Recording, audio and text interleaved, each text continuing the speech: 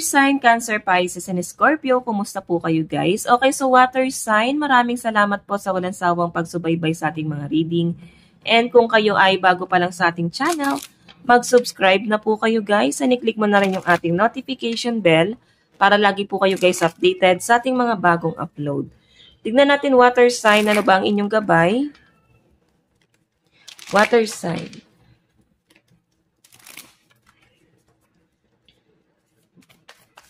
Gabay po ni water sign, spirit guide. So guys, meron tayong introvert. Naku, ikaw ay parang nakatutok sa social media ngayon. Meron kang tinitignan, meron kang inaabangan. Medyo nababalisa yung energy guys. Naguguluhan ka, water sign. Medyo meron kang gustong ma-discover. Gusto mo malaman yung totoo. Ganun yung nakita ko. Siguro may ini-stock ka or meron kang inaantay na update. Tingnan natin water sign.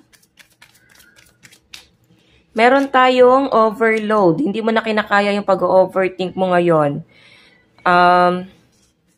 Parang hindi mo na kayang ipabukas pa or sa mga susunod na mga araw pa itong mga iniisip mo. Okay? So, may nakikita ko dito guys.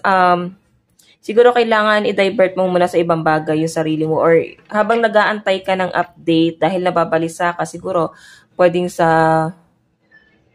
result ng exam or pwedeng email or possible na nag-take ka nga ng exam dito guys. Ito siguro yung inaantay mo. Balisa ka at may takot kang nararamdaman. Pero sa pinapakita sa akin guys, siguro kailangan ituon mo muna yung sarili mo sa ibang bagay. No? Huwag mo na masyadong i-pressure yung sarili mo. Kasi maaari, no, pag na-pressure ka, baka naman magkasakit ka nito. Okay? So, tignan natin guys, ano tong introvert. Tignan natin. Ano po itong introvert? Spirit guide. Medyo may inis akong nararamdaman. Parang ganun, may nararamdaman kang inis ngayon dahil sa pag-iisip mo, sa pag-overthink mo. Tignan natin.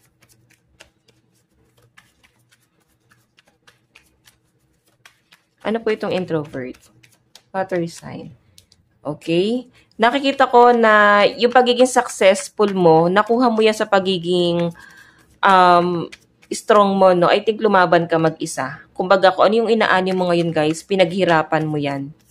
Okay? Tsinaga mo talagang mahanap tong bagay na to. May nakikita ako dito, water sign na yes, pinagtiyagaan at pinaghirapan mo tong bagay na to. Pero kung makita mo na dito yung The Hangman, medyo stuck ka dito. Hindi ka makapag-focus sa trabaho mo, napapabayaan mo yung trabaho mo kasi may ibang bagay kang iniisip. Ten of Swords, meron kang paglayo rito. At habang sa paglayo na to, kung ano yung pumapasok sa isip mo. Okay? Hindi ka nagiging kampante o hindi ka magiging kampante ngayon. Siguro, tapusin mo muna yung trabaho mo.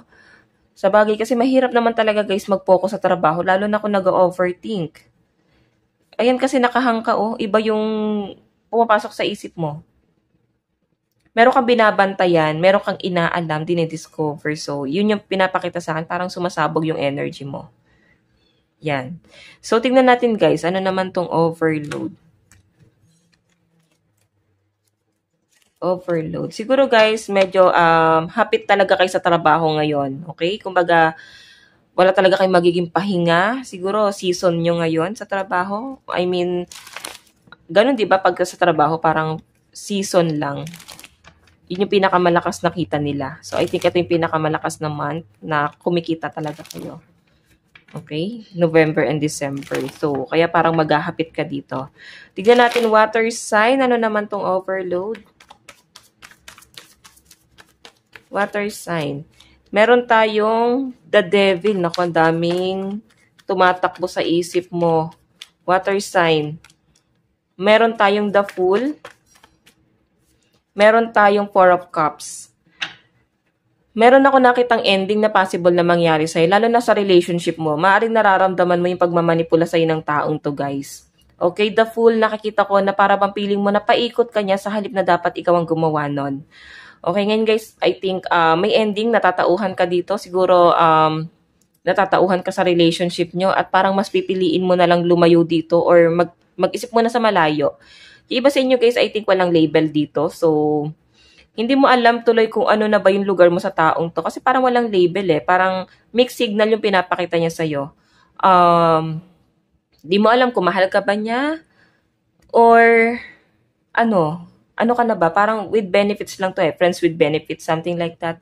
Four of Cups kasi guys, hindi mo alam kung tatanggapin mo yung offer niya. Or hindi mo alam kung tatanggapin mo yung offer ng ibang tao kasi nakatingin ka sa kanya. I think yung iba sa inyo na involved ka ngayon sa third party. So, hindi mo alam sa kalulugar ngayon, lalo na sa love life mo. Parang kahit ano ang piliin mo dito, nasa conflict ka. Tignan natin guys. Kaya nag-overthink ka rito. Ano naman tong gain?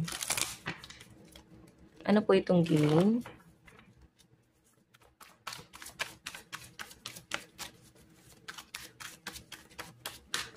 Meron tayong 9 of Swords. Meron tayong 3 of Wands. Ba't ang daming disappointment? May nakikita ko rito guys na para bang may pagtatalo mangyayari. Oo. Parang may pag-aaway. Parang may makakadil ka na matigas ang ulo. Mapagsasabihan mo to water sign. Okay, para bang pag-iisipan mo muna itong mabuti bago ka gumawa ng action kasi alam mo sarili mo na masakit ka magsalita, parang meron kang sasabunin dito na isang tao na para bang ang tamad ng energy niya or pwedeng naging siya guys, naging chill, naging kampante lang siya. Ganun yung nakikita kong energy niya. 9 of Swords, medyo nadadown na nga yung energy na tong taong to guys kasi nakikita niya na para bang turing mo sa kanya is parang iba. Ganon.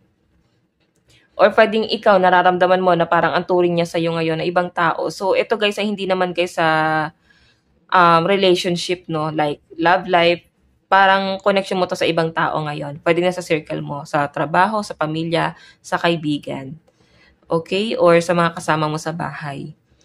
Ayan, may pinag-iisipan ka dito bago ka gumawa ng action dito sa bagay na to. Kasi ayaw mo mag-waste ng time eh. Okay? So, tignan natin, pagdating sa love life mo naman, water sign. Sa love life naman po ni water sign.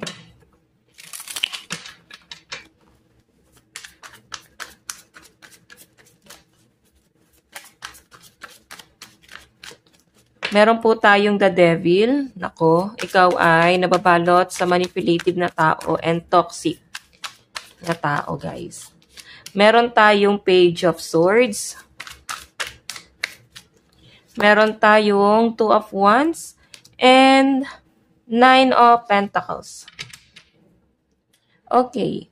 So guys, pagdating naman sa love life mo, Page of Swords, parang nakakapag-isip-isip ka. Okay? Kung ano ba ang magiging action nyo ng person mo. Kasi, medyo, may pagtatalong nangyayari dito, guys. Or, siguro parang may inaantay kayo parehas. Ayan, yung person mo, parang nagtatanong lang siya ng update sa'yo ngayon. Medyo kalmado lang naman yung energy sa nakikita ko. Maaaring kayo ay nababalot ng toxic energy sa paligid nyo. Ito yung sumusubok ngayon sa relationship nyo ng person mo. Though, wala namang ibang sinasabi yung person mo kasi nakapokus siya ngayon sa kanyang trabaho ngayon. Ikaw nag-aantay dito para bang ikaw yung nagmamanage, ikaw yung nag-aayos ng problema ngayon. Page of Swords, I think kung hindi mo na kayang kontrolin tong toxic na energy na nababalot sa inyo ngayon guys, parang pag-iisipan mo kung kailangan mo na bang putulin. Okay? Patungkol to guys sa trabaho mo na parang kailangan yung i-process ng maayos pero parang pinagkatiwala na sa'yo ng person mo yung desisyon. Okay? Or pwedeng sa business, pwedeng ikaw yung kakausap sa tao nyo. Pwedeng ganyan. So, tignan pa natin guys, ano pang ipapakita ng inyong energy. Love advice. Pero sa ngayon guys, nakikita ko, puro pag-aantay to. Wala naman masyadong ganap ngayon pagdating sa love life nyo. Pero parang may toxic nga eh. Nasa paligid nyo. Love advice. Meron tayong flirt. May nakikita kung maaaring meron kang i-flirt. Or merong mag-flirt sa'yo. May iba kang kinakausap. Or maaaring may ibang taong involved dito sa relationship nyo. Or pwedeng kayo yan guys ng person mo. Okay ba? Kulang na kayo guys sa lambing. Meron tayong passion. Ayan. Okay naman guys yung nakita ko pagdating sa pagsasama nyo ng person mo, no?